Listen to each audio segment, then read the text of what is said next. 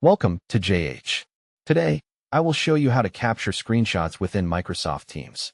Sharing images is often the fastest way to show colleagues exactly what you are seeing, which is perfect for troubleshooting or explaining specific details.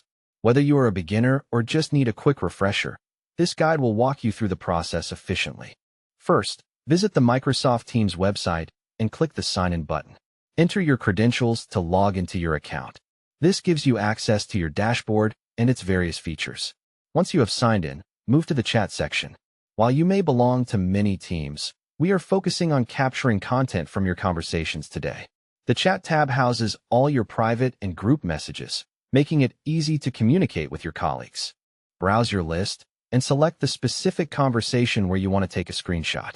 This could be a particular message, an image, or any shared content you wish to record. Now for the main step, taking the actual screenshot. Most keyboards feature a print screen key, often labeled as print screen. When you are ready, just tap this button to capture a snapshot of your entire display. Next, you need to paste the image. Click inside the message box where you usually type and press Ctrl+V on Windows or Command+V if you are on a Mac.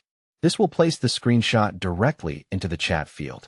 To finish, click the send icon, which looks like a small arrow or paper plane next to the text box.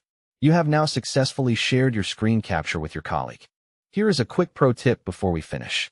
If you need more precision than a full screen capture, use the Windows snipping tool. This utility lets you select specific regions of your screen, providing much better control. It is especially useful when you only want to show a small portion of your display. That covers everything you need to know about sharing screenshots in Microsoft Teams. This simple process will help you communicate more clearly with your team. Whether you use the print screen key or the snipping tool, the goal is to make collaboration as smooth as possible. Thanks for joining me today, and happy screenshotting.